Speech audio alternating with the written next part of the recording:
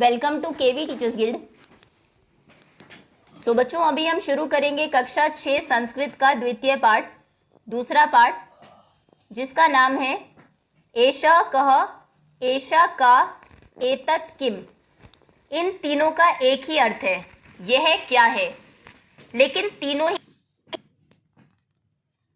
ही शब्द एषः, एषा, एतत् अलग अलग लिंगों के साथ, अलग अलग जेंडर के साथ इस्तेमाल होते हैं। एषः और कः, यह क्या है, ये इस्तेमाल होता है पुल्लिंग शब्दों के साथ।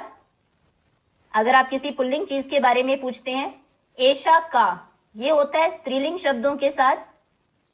और एतत् किम, ये उन शब्दों के साथ जो ना तो स्त्रीलिंग है ना ही पुल्लिंग है, नपुंसकलिंग शब्दों के साथ। जैसे आपने किसी बच्चे की तरफ इशारा किया, लड़के की तरफ, तो आप पूछेंगे एषः कः, यह क्या है। उत्तर क्या आएगा? एषः रामः, यह राम है। फिर आपने किसी लड़की की तरफ इशारा किया तो प्रश्न आपका अलग होगा, एषा का, यह क्या है। उत्तर होगा एषा सीता, यह सीता है। फिर आपने किसी ऐसी चीज की तरफ इशारा किया जो ना स्त्रीलिंग है ना पुल्लिंग है, आपने पूछा एतत् किम, यह क्या है, तो उत्तर आ सकता है एतत् पुष्पम, ये पुष्प है, फूल है, या एतत् फलम, ये एक फल है। ठीक है, तो एषः, एषा और एतत् तीनों का अर्थ होता है यह। एषा यूज होता है पुल्लिंग शब्दों के साथ, एषा स्त्रीलिंग के साथ और एतत् नपुंसकलिंग के साथ। ऐसे कहा होता है पुल्लिंग शब्दों के साथ, का होता है स्त्रीलिंग शब्दों के साथ, और किम होता है नपुंसकलिंग शब्दों के साथ। ठीक है, बाकी और अच्छे से आपको ये कॉन्सेप्ट क्लियर होगा जब हम पाठ को पढ़ेंगे। तो शुरू करते हैं।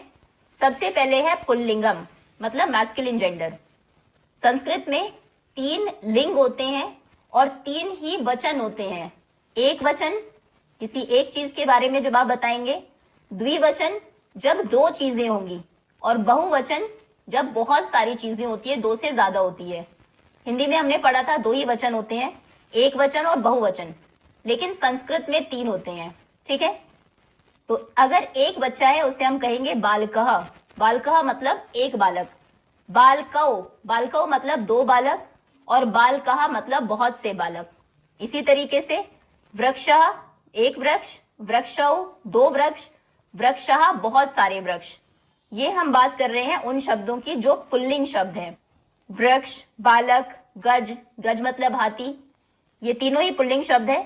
तो गजः एक हाथी, गजौ 2 हाथी, गजः बहुत से हाथी। तो कोई भी शब्द पुल्लिंग में जब एक होता है तो आपको विसर्ग लगाने हैं पीछे।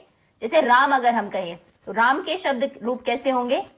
रामः मतलब एक राम, रामौ मतलब 2 राम, और रामः मतलब बहुत से राम।